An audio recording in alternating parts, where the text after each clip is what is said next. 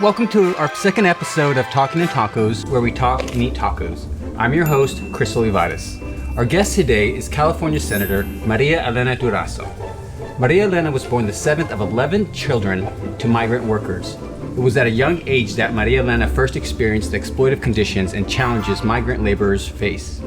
In spite of the obstacles of being born into a migrant working family, Maria Elena went on to earn her college degree from St. Mary's College, which is where she became involved with the Chicano movement. Following her studies, she entered the labor movement as an organizer with what would later become Unite Here. While working, she also received her degree from the People College of Law. And in 2004, Maria Elena became the executive vice president of Unite Here International. And in 2008, she served as the vice chair to the DNC and the national co-chair to the Obama presidential campaign. What I know her best for is between 2006 and 2014, she was the first woman to lead the Los Angeles County Federation of Labor as Secretary Treasurer. And in 2018, Maria Elena was elected to serve public office as a senator of the 24th District of California. So I did my best to get a lifetime of work into a short bio. Is there anything I missed? Oh, of course there is. No, but not the sort of thing that people put into a bio. There's a lot of things missing. Just like somebody tried to read your story, right? Yeah. It would take them days. Okay, so thank you for being here. The purpose of our podcast is just to have people, just to introduce you to people in this authentic way where we're just kind of sitting down, having a snack, having a bite to eat. I'll ask you a couple questions, maybe some a little more about you personally, about your taste, what you like, and then some about your work that you're doing and kind of our work moving forward. Okay. That's okay with you? That's great. Well, we're in the perfect setting to just have conversation. Right? It's beautiful peaceful here. So we have some tacos. You please help yourself. Okay. Let's put this right there. Take the top off. By the way, when I left the house a little while ago, the Dodgers were winning 6-0. Oh, we need that. I know. Oh, it's been hard. That was hard. The first day was really hard. Yesterday, at least, You put up a fight. That's right.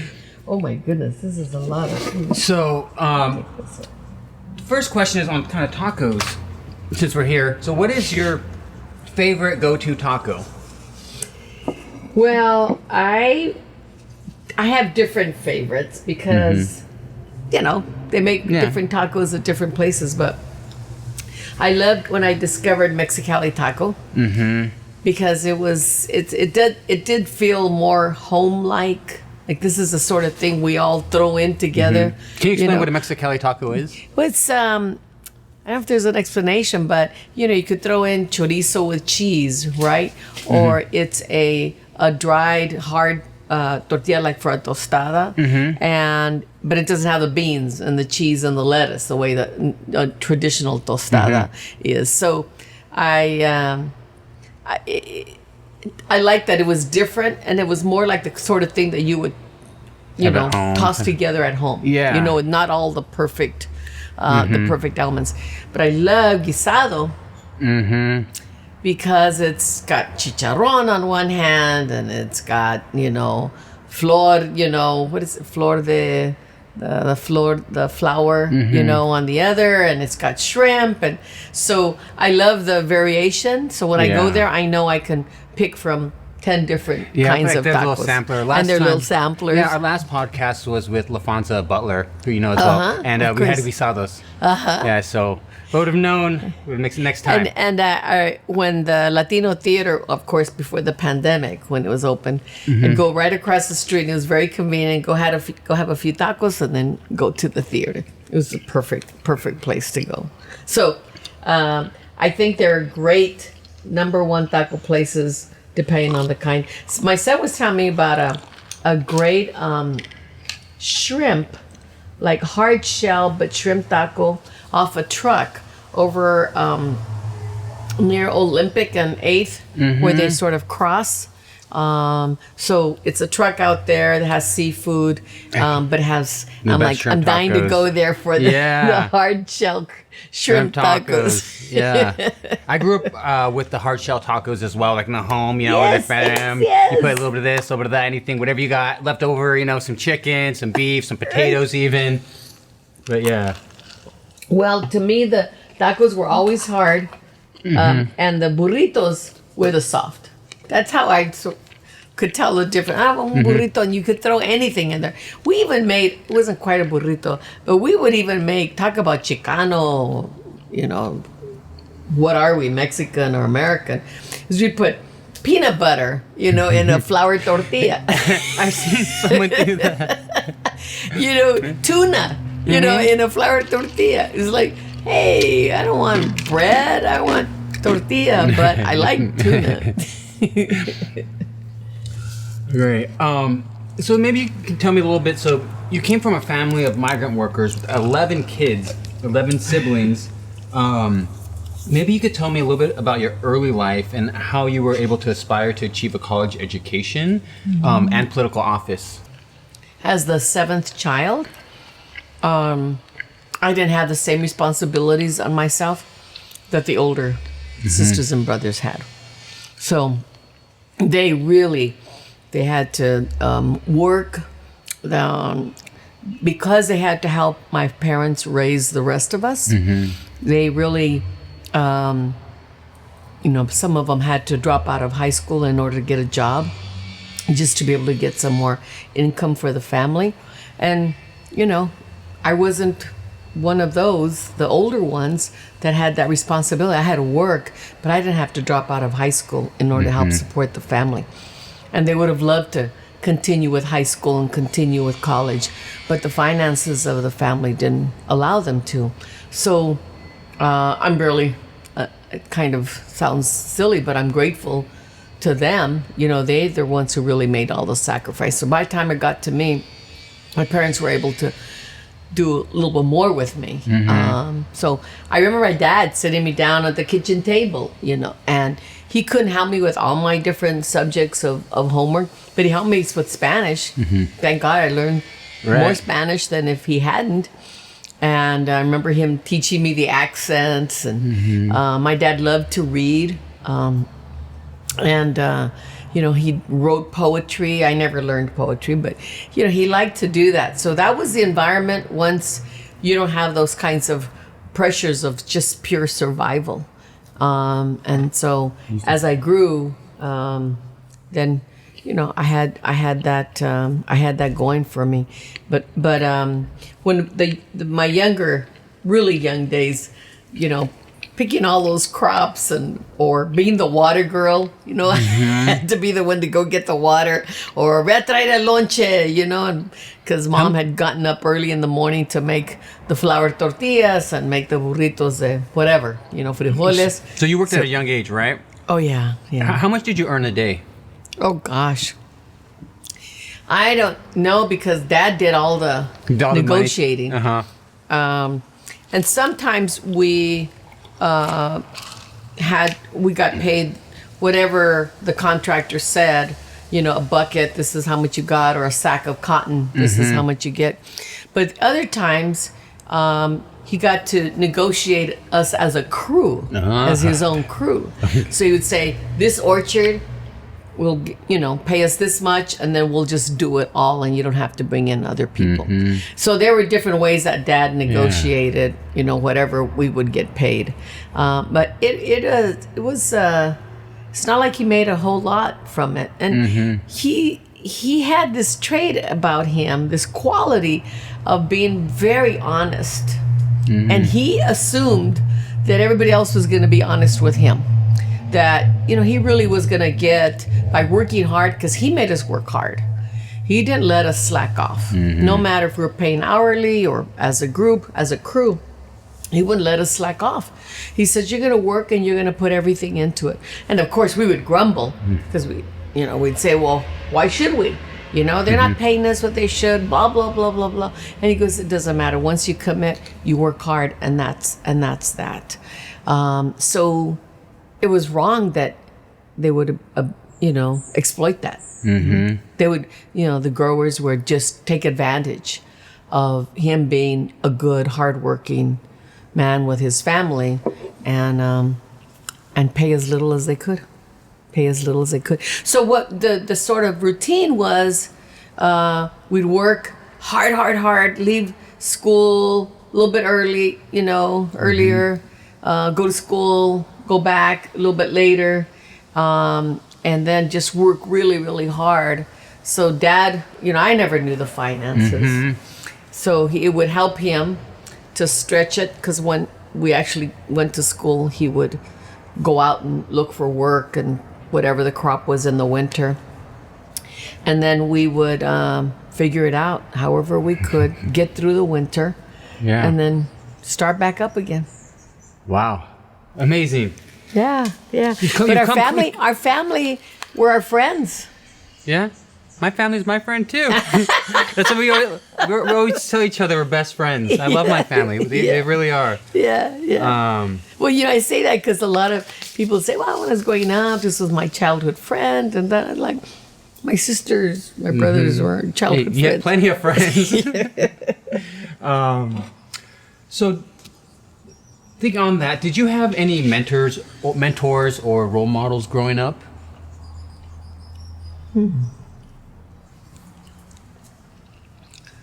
Well,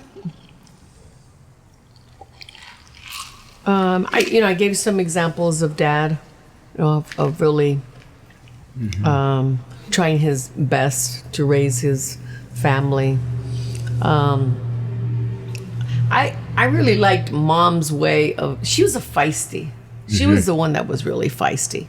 She would sort of harass him, like, I don't think that's enough. You should be getting more, blah, blah. Whatever the issue was, she was the one behind him, sort of needling him. And so there was, that between the two of them, I think was the best example that anybody could set. And they were very, very deep in their faith, in the Catholic faith. But they practiced it. They didn't just go to church and preach about it. They really practiced it. Like, after work on Saturdays or after church on Sundays, they'd go visit, the senior citizen home, or they would go out with the priest to the camps, wow. and visit, families. So they, as they got older, they especially were devoted to the church, but they were not just preaching. They really practiced it.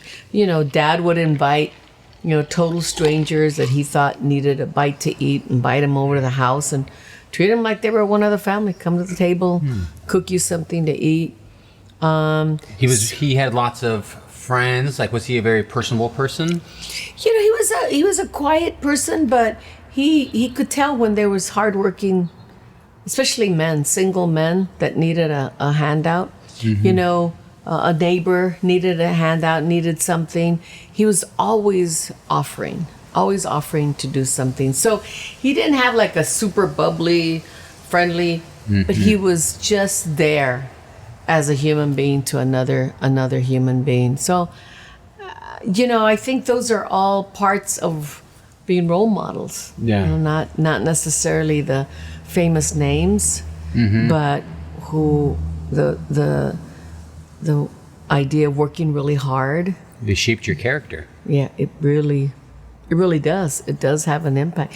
Now, there was some things that they did that were really upsetting, like they were very strict with the girls in the family. Can't go out.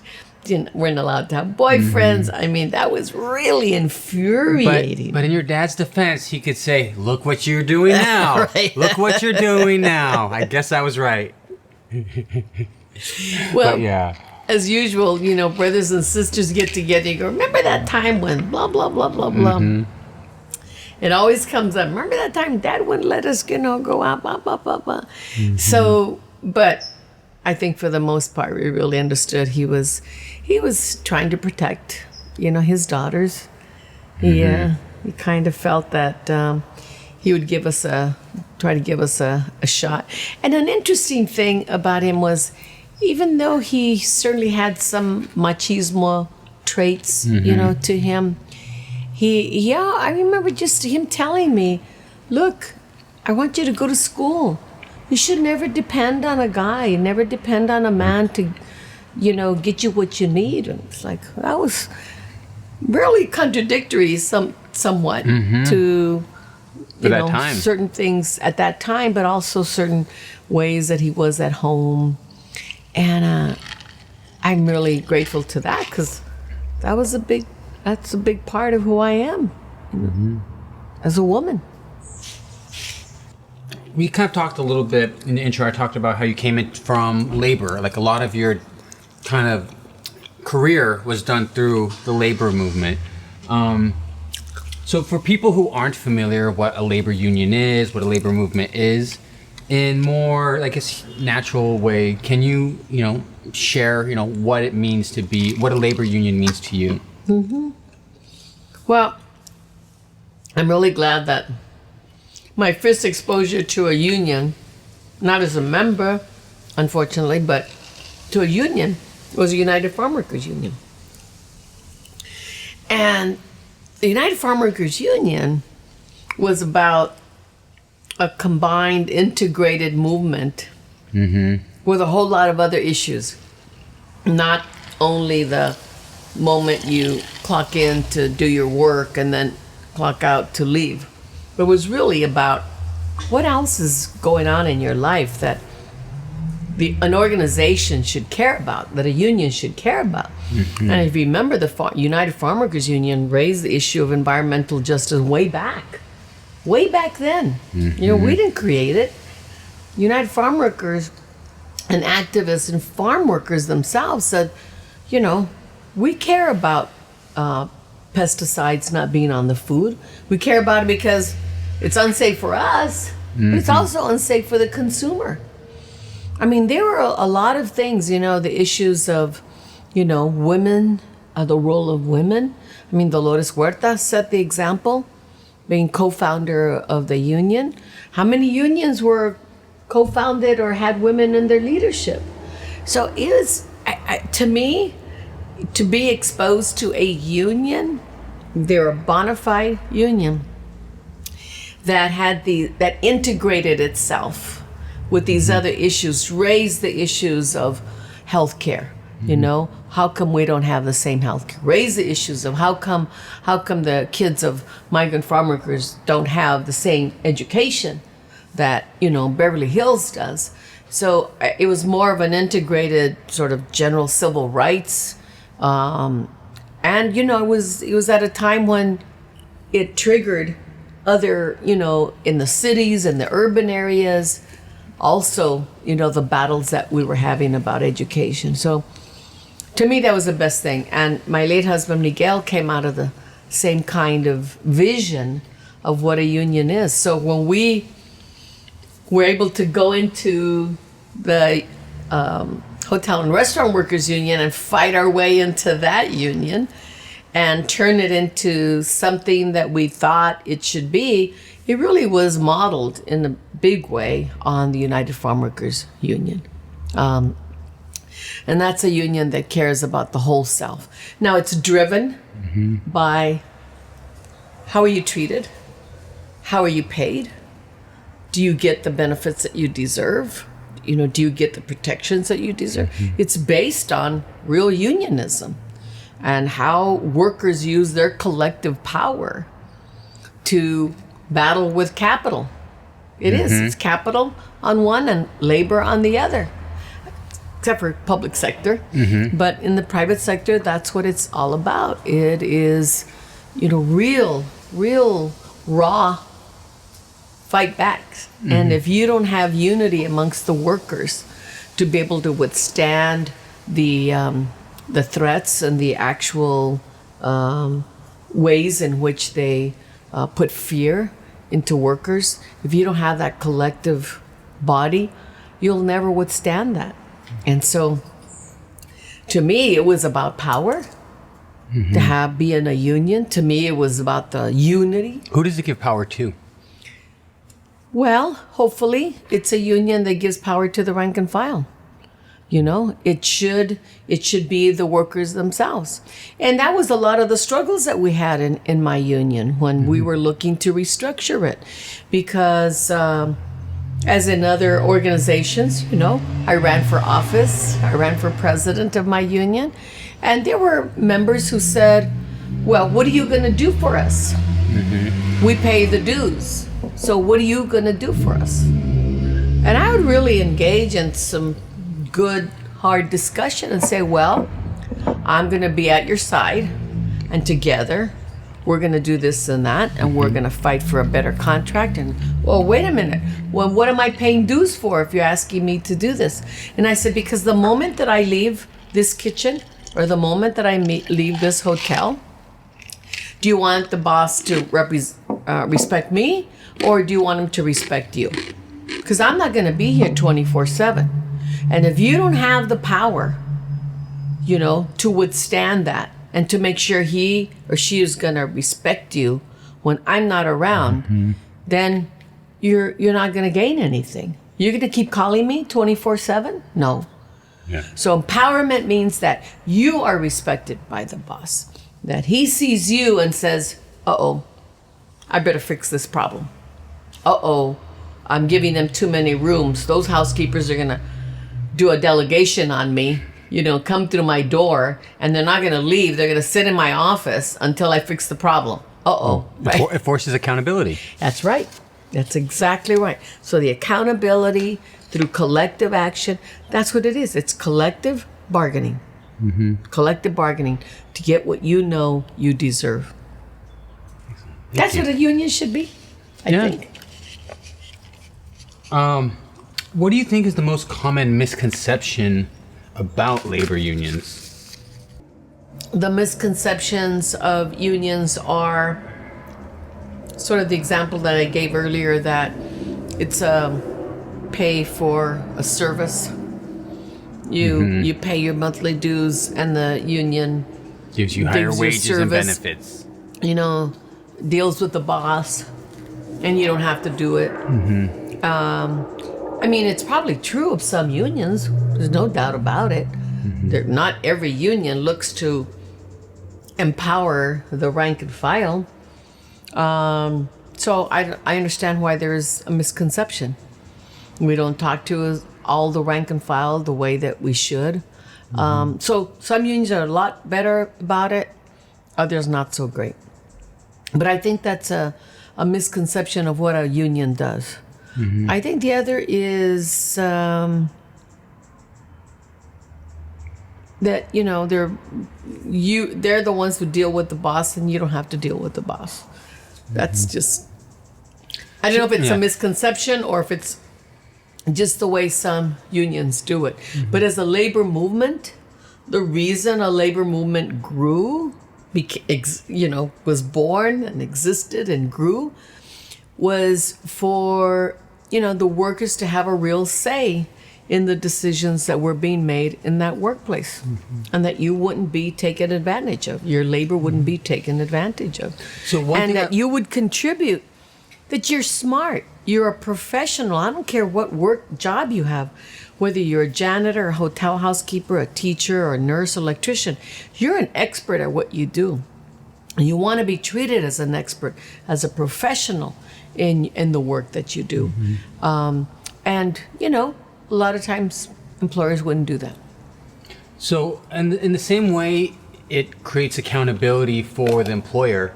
I've had people say, well, doesn't it create less accountability for workers? Because now they're protected from their union and they can do whatever they want with no accountability. So what are your thoughts on that? First of all, it doesn't give a pass to the workers. They have the employer, the boss has a responsibility to explain why somebody's going to get suspended or why somebody's going to get disciplined or fired. But what's wrong with that? Why shouldn't it be clear the reason why you're getting disciplined or fired? That's a good thing. They have to, because otherwise instead of that, what they would do is just fire you because they don't like you one day, or there's something, Because he needs a job.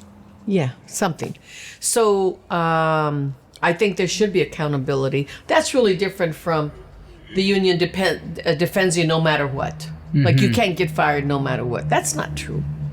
But I think that unfortunately, because the percentage of workers in this country that are union is smaller, right? We're probably 10, 15% of the population of workers are unionized.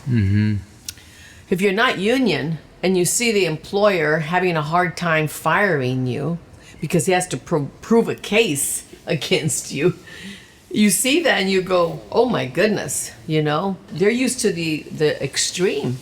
So I think it's unfortunately that's the comparison. It's kind of like the comparison with having a pension plan, a real pension plan. If you don't have a real pension plan, then you're kind of like, well, why do they get a real pension plan? If I can't have one, why should they? And so, we have to flip that picture. And the way to flip that picture is for workers like many are doing now. A lot of the gig economy workers, right, are saying, we want better. And there's a real struggle in the gig economy with these very, very powerful and very wealthy corporations in there. So, the labor movement evolves, the kinds of workers, right, the kinds of sectors and industries. We don't have the big giant auto plants and steel plants and rubber plants that we used to have in Los Angeles County. Do you think like Uber, Lyft, these kind of services, do you think that those are the next sector of workers that are going to, be part of this labor movement, labor unions? Because taxi drivers were all unionized before, right? Yep. So it kind of seems to make sense that maybe this is the next generation of somehow unionizing what was before thought to be ununionizable because they don't work at a specific location, right? It's actually a group of people rather than people that work for this store at this place. Well, before Cesar and Dolores, there were those who said that farm workers were unorganizable. And it is difficult because they have the tiers, right? The grower, then the contratistas, and the contratistas are broken up. So I think there's always an effort by industries to figure out how to get around that workforce. And I think you're absolutely right. This is the new economy. There's no reason just because it's a new economy why the men and women who do the work can't have the ability to join together. Home care workers, they're, one per household. Talk about how many workplaces are those, right? Hundreds of thousands of households are the workplace. But a system was created to allow them to collectively negotiate with the government as to what they get paid. Child care providers. Who would think, right? That's a small business. A child care provider is essentially, it functions as a small business. But they have the right now to collectively come together and say to the government, how much are you going to help subsidize? Because these families can't pay it all. So there's a lot of ways that we can develop and, fit the times, fit the economy. It was in the 18th century when the only jobs anybody thought would be unionized were the highly skilled crafts people, who built, or the tile, right? The glass and tile, crafts people. But, that started changing. It started becoming a little bit bigger, right? Workplace where you did tile, not just one for one, but you actually had 10 or 15 people doing the tile. Mining, so maybe started. we could segue a little bit into that. So I think what's really fascinating about your work that you've done is that you brought in a sector of workers that previously weren't given any attention, any thought. And I think that created like a snowball effect that's still, moving today, creating real changes. So maybe you can tell me a little bit about like how you kind of came up with it and what it is exactly you kind of came up with. As far as the work in the labor movement? Work in the labor movement and like the type of workers you were reaching out to. Yeah. Well, my very first, organizing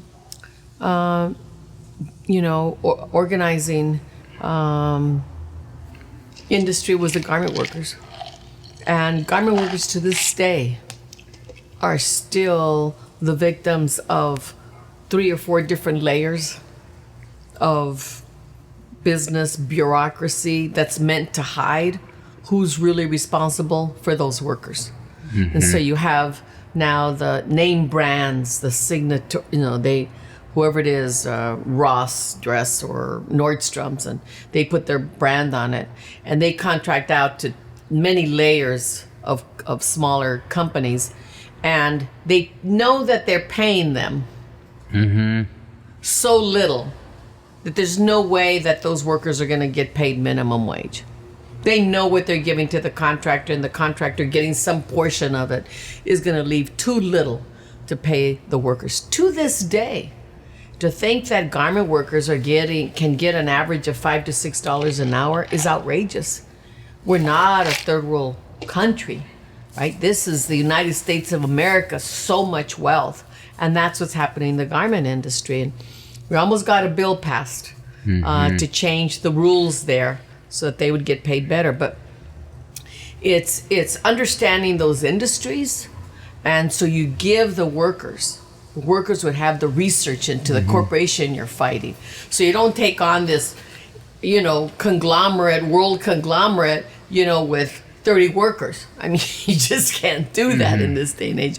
So what we did was we developed a system of comprehensive campaigns. You understand who you're up against.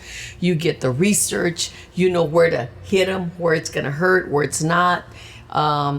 And then the workers have to be bold enough and courageous enough to do actions. They have to be able to do that. If they don't, you can't win against these big companies and employers. And then you have to join together and make it a whole community battle. It's not just a battle for those 50 workers. It's a battle for the whole community. Just like the opposite. I remember at LAX, we had a big battle because they had brought in McDonald's and Burger King. This was many years ago, and they fired all the workers. The workers were union. They were getting paid several dollars more an hour. They had health insurance. They had pensions, and we said, "What the hell's going on here?"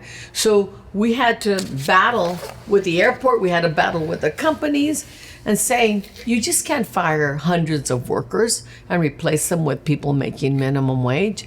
But we had to make a big deal about it. So we calculated that of all those hundreds of workers who lost their jobs when McDonald's got in there, what it meant, how it translated into the community, an impact on the community.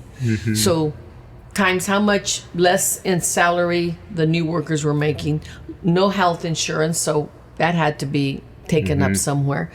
And it came up to millions of dollars that by those workers losing the union contract, they'd go to their communities and they were taking home millions of dollars less. So the small businesses suffered, their families suffered, they had to get 2 jobs instead of 1 job.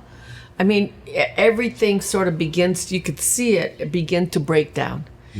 So it has to be a community involvement. I remember meeting with a group of clergy folks, and they said, well, we have noticed that there are more people coming into our pantry for food. And we have noticed that it's families come into our pantry for food. So, it has a ripple effect. And that's why if you try to do battle by yourself, you have no chance of winning against these big companies. And that's what's happening right now. You mentioned gig, you mentioned, there's Uber and Lyft, and, they don't want to allow those employees to organize. They don't want to allow employees to be even employees. So we got to battle that. Amazon treats their employees like robots. They have these, ear sets on them, and so you get timed, to go from here to there to get this package. You get timed, and you're not given time to go to the bathroom. You're not given, this is craziness. But if you don't have a collective response to it, it'll get worse. So In your time as president of the LA Federation of Labor, are there any specific victories or bills passed or anything in particular that really stands out to you or that was really particularly meaningful to you? Yes, actually there were several. There were two, if I could just quickly mention. Absolutely. One of them was called the Construction Careers Policy. And basically it created the mechanism by which unionized construction jobs would be expanded to include locally hired individuals, which basically meant communities of color and women would be recruited, would be given the opportunity to join an apprenticeship program and have a career in the construction industry. Electricians make very good money, well established, right? Plumbers and pipe trades, the same thing. I mean, you could raise a family in a very comfortable setting, not millionaires, but a comfortable setting. So it was the first time in the whole country anybody had passed that kind of a policy with the city of Los Angeles. What was that policy? What did it do? It basically said that the work that would be unionized, these projects that the city, like public works projects. So it made all of them would be under the union umbrella? They would be union at a certain threshold, like over $1 million or some threshold. And that, part of that deal was that the opening up of those apprenticeship slots would go to local communities, neighborhoods, communities of color. Yes. Absolutely. So that was a really good. And the other one was called Zero Waste. And basically, the multifamily and commercial part of the city, there was no recycling program. So if you live in an apartment building, all the trash was just going to a landfill. It wasn't being sorted out and whatever could be recycled. So we have less of a landfill, right? And be able to recycle more. So we came up with a program. And part of that program, what was so important is most of the sorters are mujeres latinas, immigrant women. And so we wanted to improve their health and safety conditions as they sorted trash, right? So that health and safety provisions were provided for in this policy. And at the same time, we weren't going to have like 15 trucks going up and down the same street to pick up trash.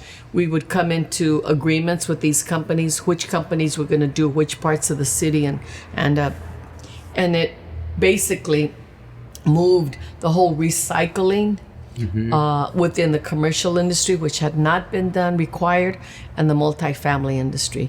So it was very much an environmental issue. It was an incredible coalition. Everything, everybody in the environmental movement, the mainstream white environmental movement, to people of color. It really was a very successful thing. So those were two policies we got passed when I was at the Federation of Labor. Excellent. Thank you for sharing. So in the 1990s and 2000s, you led some grassroots efforts to organize and empower immigrant workers, a sector that's often overlooked. What is it specifically that you did that wasn't done before? Well, the combination of, well, we stood back and say, what is going on in Los Angeles, right? There's really poor immigrant workers in these industries that can afford to pay a lot more. They need a union. 1. 2, the labor movement was greatly lacking because the unions had not been organizing those industries where there were a lot of Latino and low-wage workers. And 3, the civic engagement and voting bloc was diminished by not incorporating Latino immigrants into, civic engagement, into voting. So what we did was we said, we can deal with all three of those. By going out and organizing Latino low-wage immigrant workers, they come into the labor movement. When they're in the labor movement, they participate in the political programs and they make decisions. Which candidate should we support and which candidates should we not support? Who is standing up with us on the picket line? Who's going on the picket line with us? Who is voting the right way when it comes to our issues as well? And so then, we contributed and we complemented what had become a very important alliance, which was between black workers and white workers, and those workers, but it had not included Latino workers because Latino workers weren't unionized. So by unionizing, not only come into the fold of the richness of a big, broader labor movement and the solidarity that you could get from that, but we're now acting in the interest of political decisions that are being made and who is being elected. So we combined the two to give immigrants and Latinos a voice that they had never had before, both as far as their workplace, their wages, their benefits, but also with regards to the political scene. And part of that, they fed each other. So for example, we negotiated into our contracts language that kept out immigration as much as was, in 80% of the time, we kept them from being able to go into our workplaces because we negotiated with the boss things that they had control. They had control over most of the time if immigration could go into that place or not. They would let them. So we negotiated things that were first time ever. We negotiated things even for African Americans who were no longer being hired in the hotel industry, saying that they had to be recruited and hired as well. So we did things with the power of the union that had never been done before. We negotiated legal services, which allowed housekeepers and cooks and dishwashers to get their citizenship or get their papers, get their families, documentation. We negotiated all that with employers paying the bill. What I thought was really interesting about the work that from what I've read and learned over the years is the looking at individuals as more than a worker. You're looking at them as people. You're looking at their lives. You're looking at their homes. You're looking at their children. And instead of trying to expect them to come meet you where you're at, you went to meet them where they're at.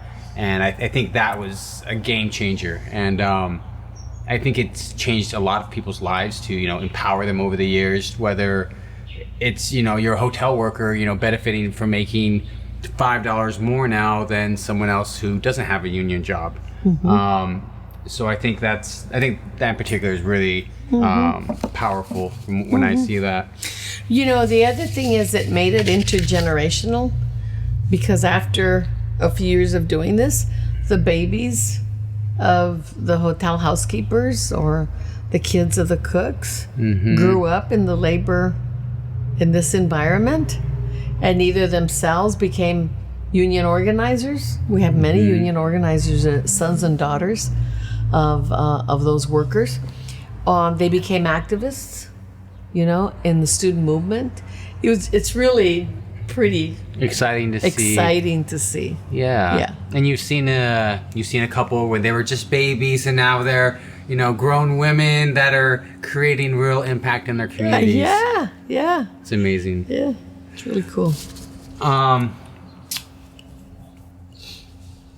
So maybe you could tell me, what was it like being one of the first women elected to be the president of the LA Fed and like one of the first presidents or secretary treasurer, which is essentially kind of like the president of a labor union of that scale, which is maybe one of the largest in the country? Well, the good thing about it is I wanted to be like the best organizer I could be. Because, what drove me was how people were treated. And so as I learned to become a better and better organizer, there were people coming along with me. And it was pretty exciting. Just to give you an example, the vice mayor of Phoenix, Arizona, was a hotel housekeeper here at the Century Plaza in Los Angeles when I was president of the local. And we sort of grew up together, We recruited her to be a union shop steward. And then she grew from that and she became an organizer. She moved to Phoenix. And a couple of years ago, she ran for office, and now she's vice mayor. It seems like there's some sort of like natural transition, or at least something you've created, a natural transition from labor to politics. Like they so seamlessly kind of intertwine now. Yeah, well, at least it opens the door if you want to do that, right? And that's what's so great about it. I've seen a lot of people make that shift where they go from labor to politics, or they go from politics into labor. Yeah. Yes. I mean, Congressman Jimmy Gomez came out of the labor movement. Yes, that's. I think the most important thing is, like, no matter what particular title you end up getting or position, that you are there to really represent people who work hard every day and who, for the most part, get treated badly, and you're there to be by their side. See, one of the things that we tried to teach in our union was that we don't coddle people. They're not to be babied. I empower you. I help for you to get empowered if I teach you how to be your person. If I teach you to really know the inside, the power that you have, the courage that you have inside of you, to help you find that and use it. That's real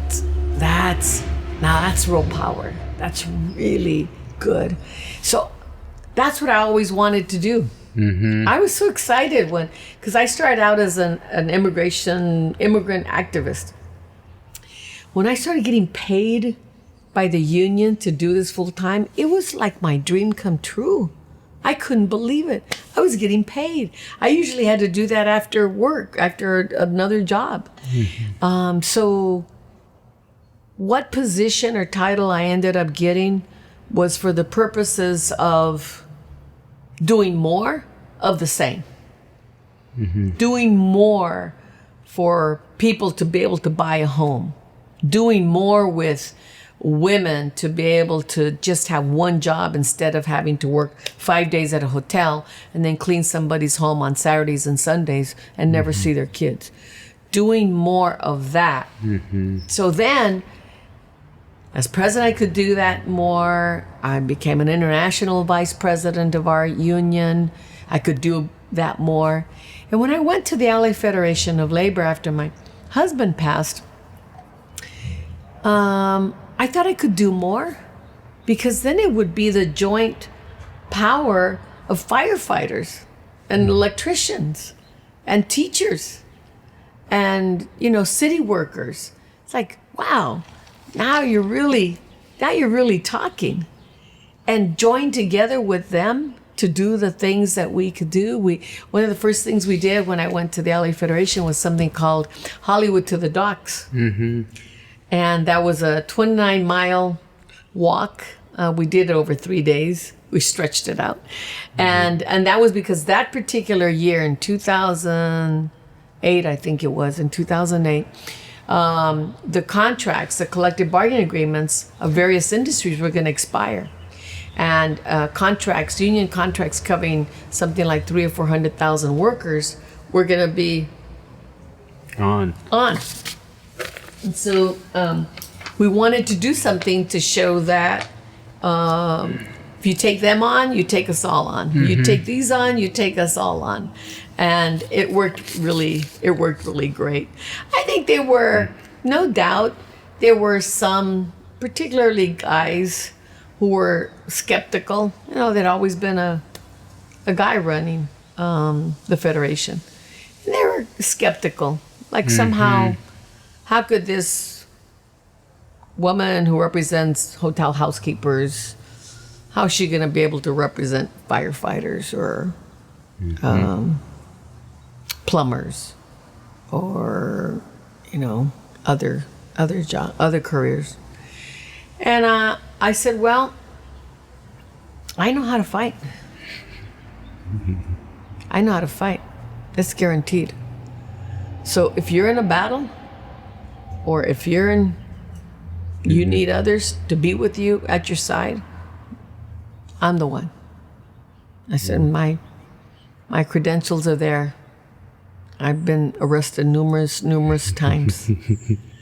And I said, so I believe in working people, and I know how to fight for working people. Okay. So your most recent fight was in 2017, was it you decided to run for the California Senate? Yeah. Which you did win, and you are now our senator of, Yes. California, right here. You're my district, my area.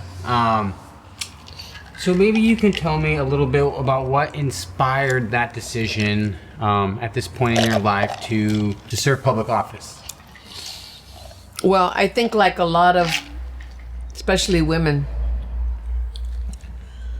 anytime anybody ever suggested that I run for office, I immediately, within 2 seconds, dismissed them as being crazy. I would never do that. Mm-hmm. I felt that my role was different in the movement. And so I just never seriously considered it. But when this idea came up, Trump had just gotten elected. And we all knew who he is. We all knew back then when he ran the first time, before he got elected, we knew what a scumbag he is. We knew what a liar he is. We knew what an egomaniac he is. Keep it coming. Just a racist, a hater of Mexicans and Latinos. No kinds of morals, nothing. Yeah. So it was quite shocking, obviously to me as it was to the rest of the country and the world, that he could be elected as our leader, as our president. So that got me to thinking in a way that I had never considered running for office.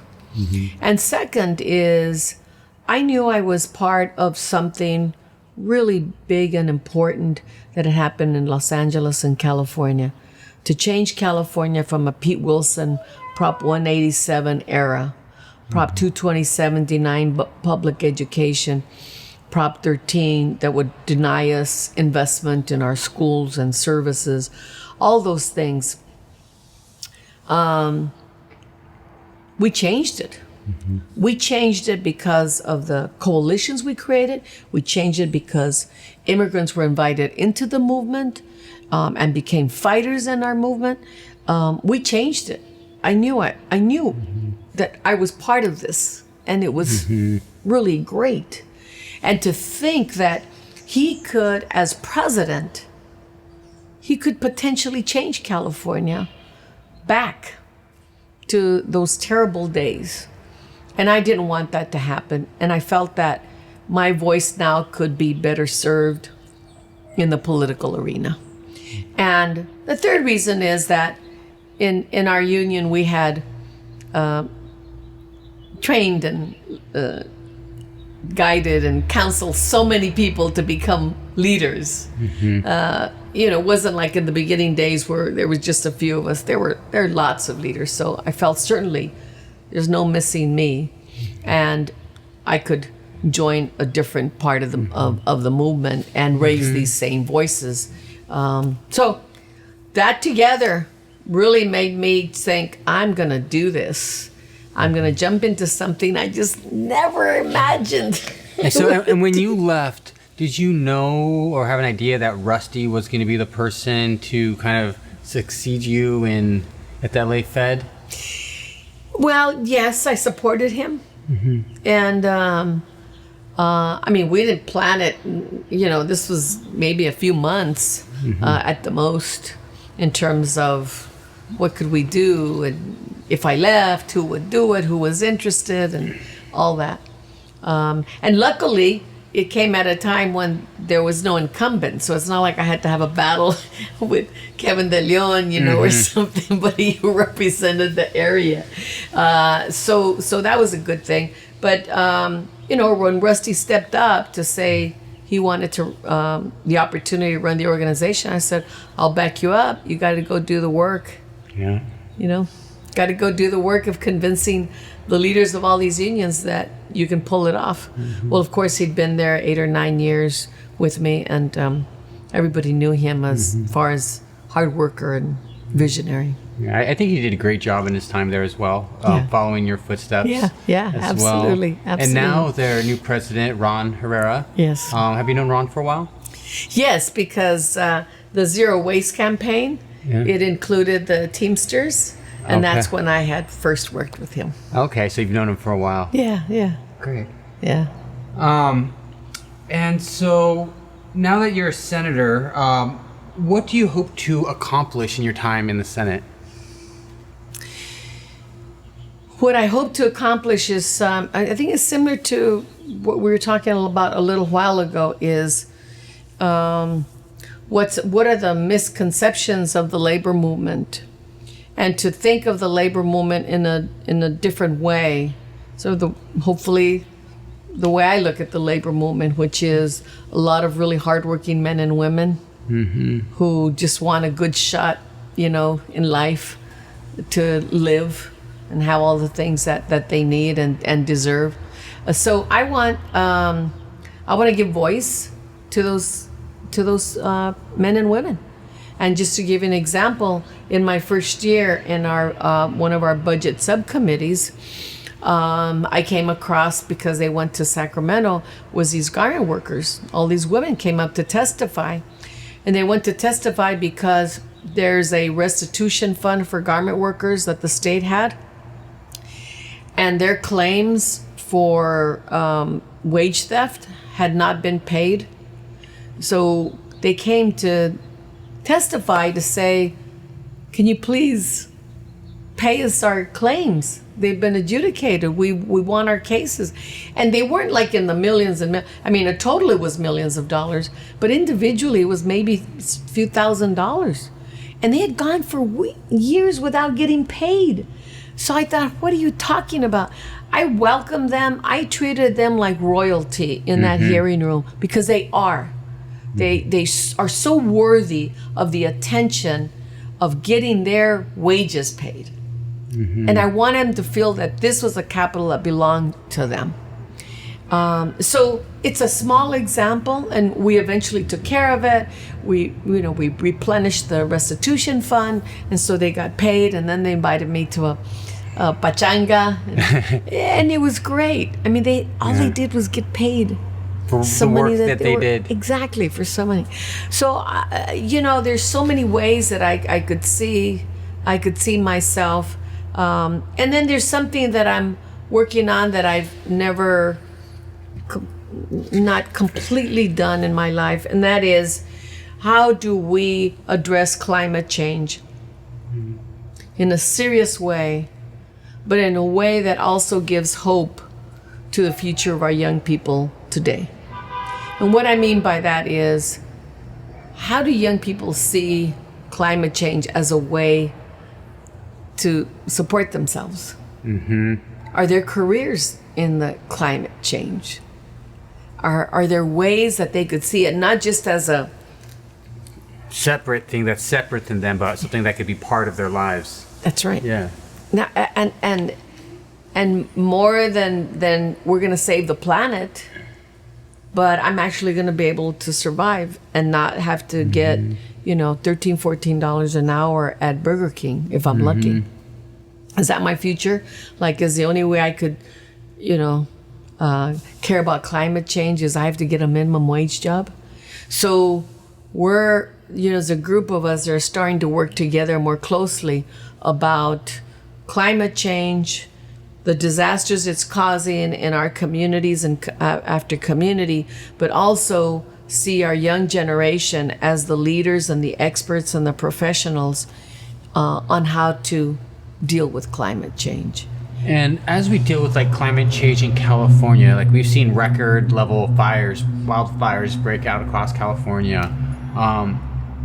What has to change in California to address these? Like what are we going to do? How are we going to, are we just going to keep going through the same cycle, or what can we do and what are we doing? Well, we certainly have to move towards, the clean energy. We have to move in that direction. I think we have to be much more disciplined about the areas that we live in, and how to live in those areas in a way that's not going to be part of, for example, the fires. I mean, a lot of this is man, woman made, that we're going through.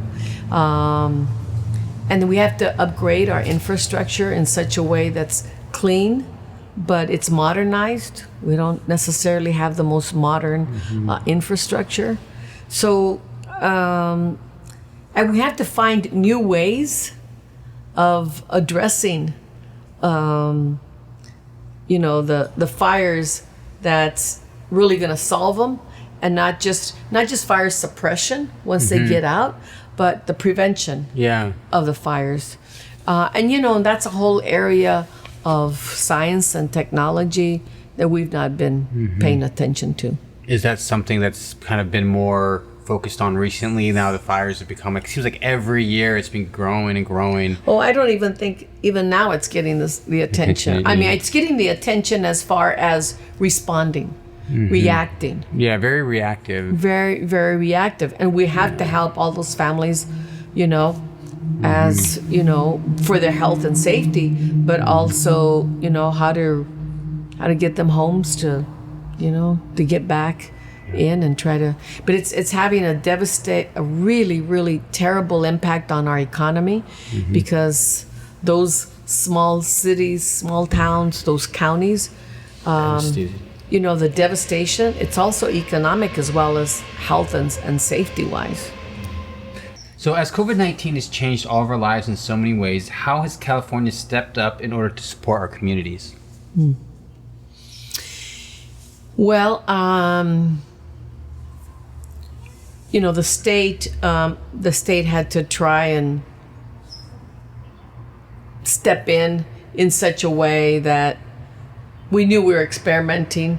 Nobody had ever done this before. Nobody ever been through this before. And we were having to deal with it in a fast way without the experience of it. And worse even, without any national leadership over it. So the combination of all those things, of course, everybody's running around, what do we do? What do we do? And the governor, made some very bold decisions about closing down. And we all made the decision of also closing down the Capitol and, a lot of government, offices. So that was a very, strange environment, to be in. It was a really, really difficult, watching out for your lives, what's going to cause, more lives to be lost. What could we do?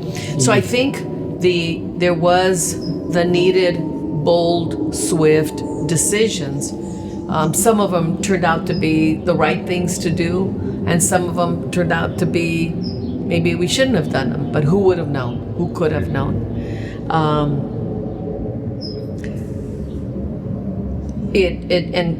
Many of us have said this over and over again. It certainly exposed, in a very, very dramatic, clear way, the racism in our institutions, our communities of color being more severely impacted. We are essential workers, Latinos, and are essential workers, but we can't stay home and do the essential work, right? The essential work that Latinos do has to be done in the fields, has to be done in childcare, has to be done in and other jobs that you can't stay home. You know, so you can't do from your office or a room in your house. So that was a really that's been very disheartening as far as what it's done to the Latino community for me personally, and we've had some real battles over it as far as giving sufficient resources.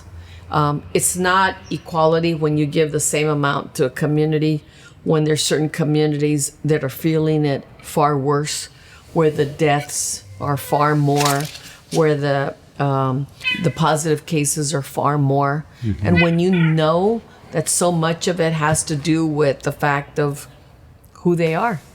We're dealing with a case in Livingston, the Foster Farms. The company, as far as information that we have, the company didn't pay attention to what county health officials told them they had to do. And I believe as a result, there were hundreds of cases of positive cases. 9 people died from that one plant. We had a garment company here, similar. There were something like 5 people who died, and hundreds of positive cases. So why is it that Latinos would get the worst? Mm-hmm. Why is there such a clear disproportionate impact on Latino families? And that's their workplace situation.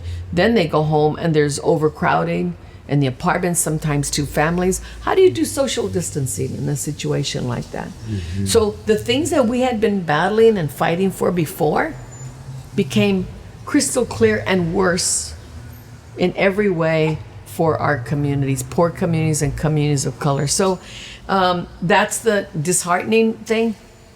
That's the worst part of the pandemic. I think, we're trying to now step back and say, let's take this a step at a time. Of course, there was enormous reaction to the closing down. How do people survive? And we're just going to we're going to keep on struggling with it. But there's no reason why we can't fix the things that make the impact on Latino communities so disproportionate. We had, for example, we had started to make the change that Medi-Cal could apply to undocumented, mm-hmm. right? And so Ricardo Lara, who was there before I was, had started this process. And we were able to get Medi-Cal for undocumented all the way to the age of 26. And I wanted us to go further and include seniors over 65. Well, we couldn't get that.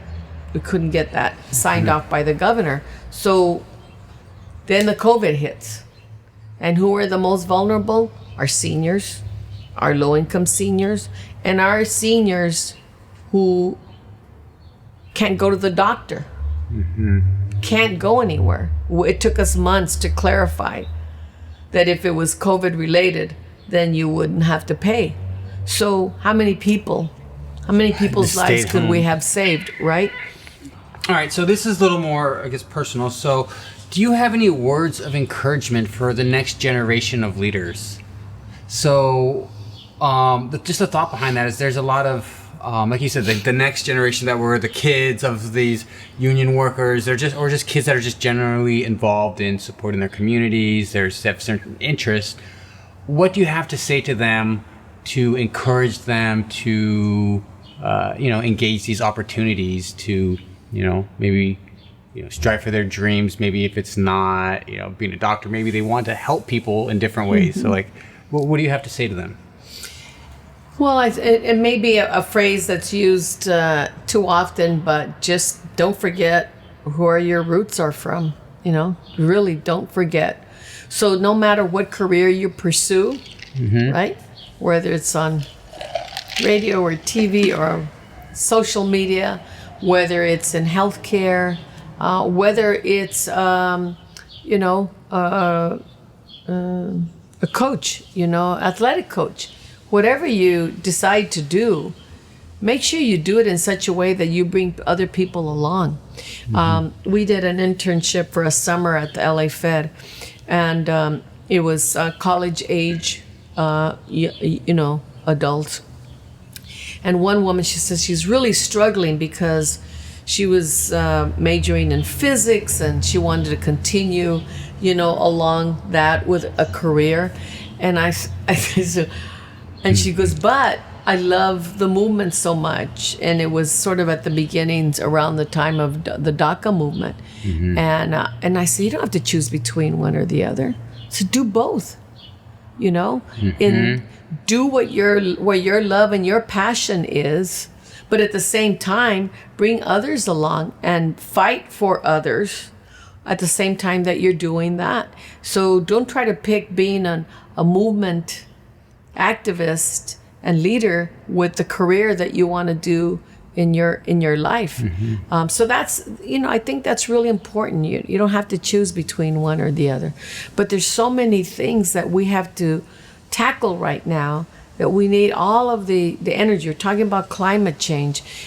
We were, this week, we're in a big battle again, the nonstop battle of the Exide, battery recycling over in Vernon, the impact that's had over tens of thousands of our people. So there's so many ways in which you can continue to wage the battles on behalf of our communities. So do it. And the movements that I know of for social justice or labor, whatever, have always been a combination of young people because of their energy, because nothing gets in the way, fearless, don't have a lot of things to worry about yet in life. And it's the experience of others who have done things over and over and over again. So I would say keep that in mind.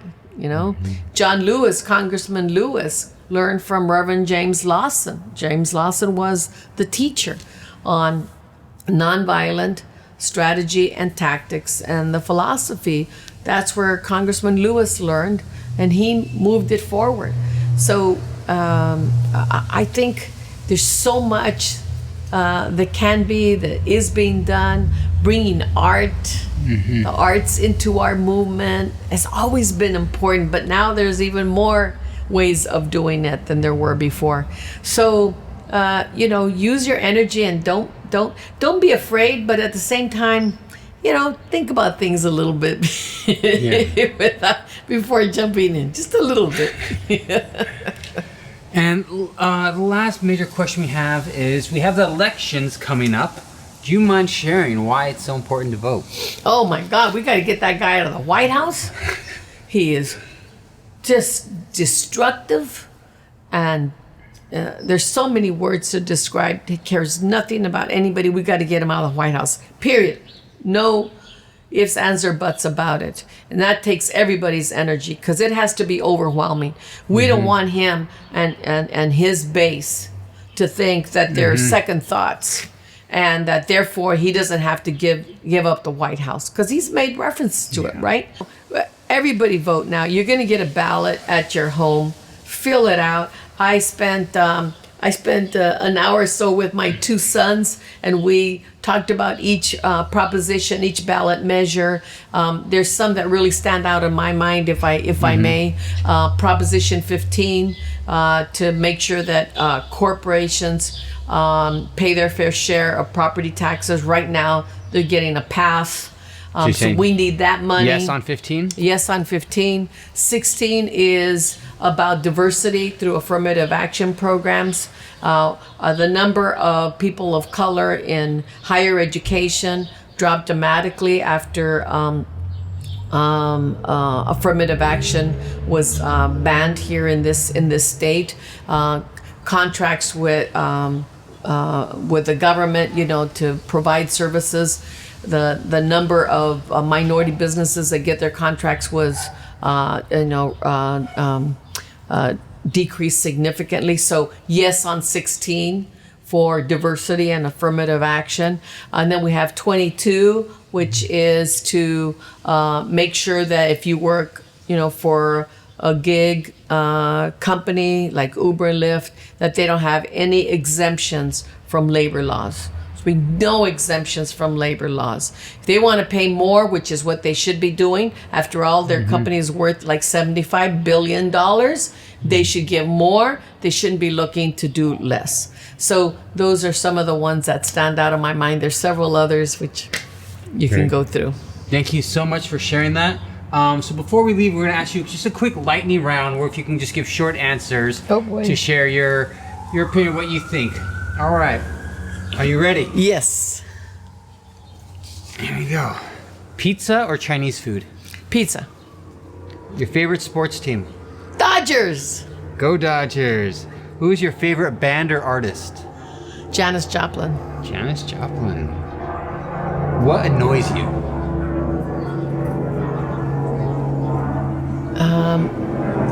People who don't work hard. If you were an animal, what would you be? Oh, good. I guess a dog. A dog? Why a dog? Because they could be a person's best friend. And they're also protectors. Can you tell us something about you that most people don't know? I played the violin for 3 years in grammar school. Okay. What's the best advice you ever received?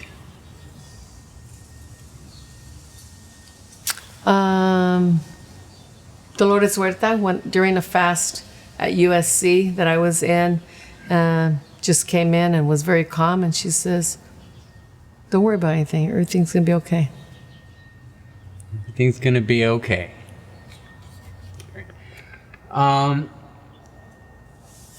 How can people who are interested in community activism get involved? Well, I think it depends on the issue that drives you the most, that you're passionate about, that you feel very strongly about, and find a grassroots organization and learn how to organize one by one by one. It may be that a rally got you excited about some issue, but learn the true skills of organizing one by one by one. And that's what's going to build power in our communities. What's your favorite part of being a senator? Getting to know other legislators and the particular needs of their communities that are so different from Los Angeles. I mean, do you get any special seats at like Dodger Stadium or anything? Oh, no. Come on, they don't have a special senator section? Oh, no. There's too many rules about that. I wouldn't touch that with a 10-foot pole. Do you like to dance? I love to dance. I love to dance. What kind of dance? Is there anything in particular?